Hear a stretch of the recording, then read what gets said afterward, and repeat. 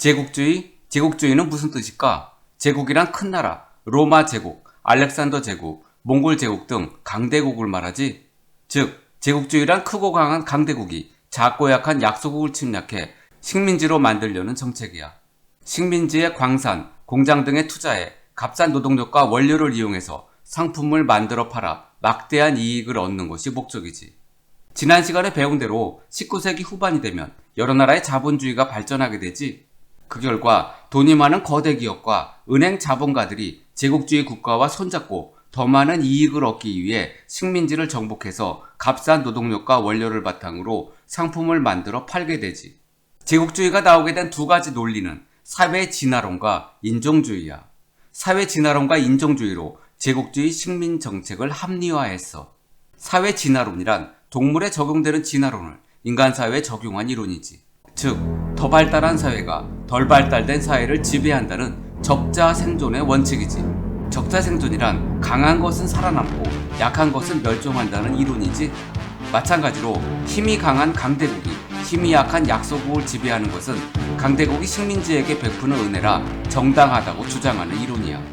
아래 시를 봐. 백인의 짐, 역경의 길, 원주민들을 시중둔다는 등의 표현으로 제국주의 침략을 정당화하고 있지. 백인의 짐을 져라. 그대가 키운 최정예를 보내라. 근대의 아들들을 역경의 길로 보내라. 원주민들의 욕구를 달래고 시중 돌기 위해서. 그리고 인종주의는 쉽게 말해 인종차별주의야. 인종 간의 우열이 존재하기 때문에 인종차별과 탄압은 당연하다는 거지. 즉, 유럽 백인들이 아시아의 황색 인종과 아프리카의 흑색 인종보다 우월하다고 보고 지배하려는 거야. 그럼 유럽 제국주의 국가들이 침략해 식민지로 삼았던 아프리카와 아시아의 상황을 살펴보자. 유럽의 아프리카 침략은 영국, 프랑스, 독일 세 나라만 외우면 돼. 세 나라 중 영국은 프랑스와 프랑스는 독일과 충돌했어. 아프리카에서 유럽의 식민지가 되지 않은 두 나라가 있어. 바로 라이베리아와 에티오피아. 인도, 중국으로 가는 빠른 배길이 필요했던 영국은 경영난에 빠진 수에즈 운하를 이집트로부터 사들였어. 영국은 종단 정책을 추진했지. 조회 시간이나 체육 시간에 일렬 종대, 일렬 횡대 이런 말 들어봤지? 한자로 종은 세로, 횡은 가로를 뜻해. 영국은 이집트 카이로에서 남아프리카 케이프타운 방향으로 진출하는 종단 정책을 펼쳤어. 그러니까 종단 정책은 아프리카를 세로 방향으로 쪼갠 거야. 인천국제공항 알지? 영종도로 외워. 영국 종단 정책. 어때? 쉽지? 그리고 영국은 인도도 식민지로 만들었지. 인도에서의 거점은 바로 콜카타였어. 예전에 캘커타라고 했지. 지금도 콜카타에는 영국식 건물이 남아있어. 이처럼 영국이 이집트의 카이로, 남아프리카 공화국의 케이프타운, 인도의 콜카타를 연결한 제국주의 정책을 추진한 것이 바로 3C 정책이야. 프랑스는 횡단 정책이야. 지도를 봐. 알제리에서 마다가스카르 섬까지 아프리카를 횡으로, 즉 가로로 서쪽에서 동쪽으로 점령했지. 프랑스 횡단 정책은 외우지 말고 영국 종단 정책 하나만 외워. 영국, 프랑스보다 늦게 아프리카 식민지 경쟁에 참여한 독일은 3B 정책을 추진했어. 왜 3B 정책인 줄 알아? 독일의 수도는 베를린이지. 영어로 BERLIN, B로 시작하지. 바로 베를린, 비잔티움, 바그다드를 연결하는 철도를 놓는 정책을 3B 정책이라 해. BMW는 독일 자동차 회사지. 그래서 독일은 3B 정책, 독일은 BMW는 3B. 암기팁, 독일의 수도는 베를린, 3B 정책, 독일은 BMW는 3B 정책. 바쇼다 사건과 모로코 사건은 아프리카 식민 지배를 둘러싸고 일어난 충돌이야. 먼저 파쇼다 사건부터 볼게. 세로 방향인 영국의 종단 정책과 가로 방향인 프랑스의 횡단 정책은 어느 지점에서 만나 충돌했겠지. 즉, 북에서 남으로 진출하던 영국과 서에서 동으로 진출하던 프랑스가 파쇼다에서 충돌했어. 그러니까 파쇼다 사건은 영국 대 프랑스의 대립이야. 독일과는 관계없어. 모로코 사건은 아프리카 모로코에서 일어난 사건이지. 시험에는 파쇼다 사건이 더 잘 나오지만 외우기 어려우니까 모로코 사건 하나만 외워. 모르고 독을 풀었다로 외우면 돼. 모르고는 모로코 사건, 독을은 독일, 풀었다는 프랑스. 어때? 다 외워졌지? 모로코 사건은 영국과는 관계없어.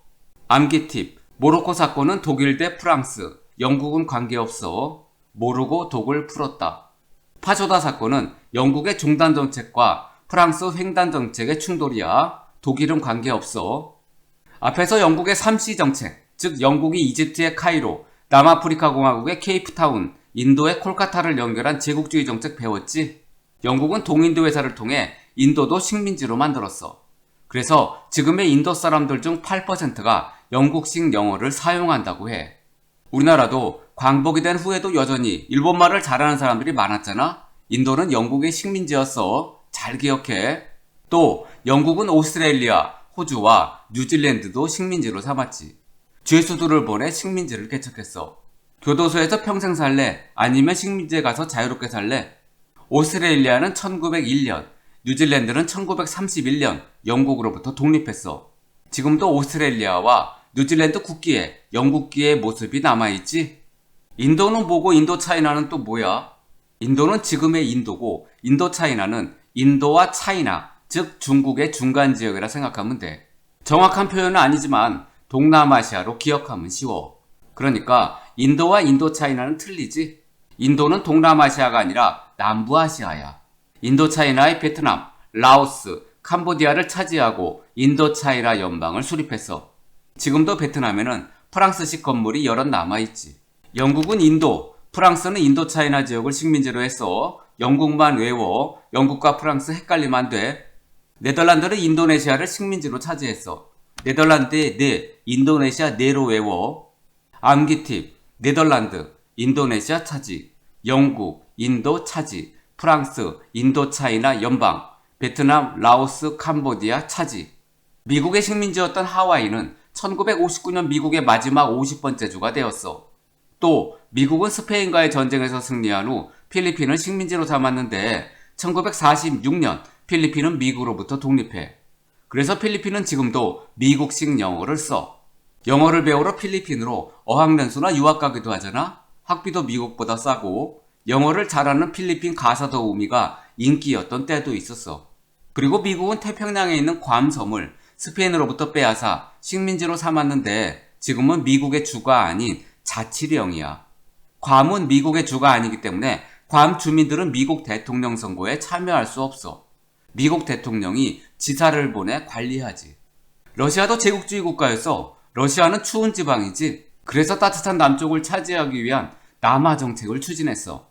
러시아가 연해주와 중앙아시아를 차지하자 러시아의 남하를 우려한 영국, 프랑스는 러시아와 충돌했지. 일본도 다른 나라를 침략해 식민지로 삼는 제국주의 국가지. 일본은 한국과 타이완을 침략하고 만주도 침략했지.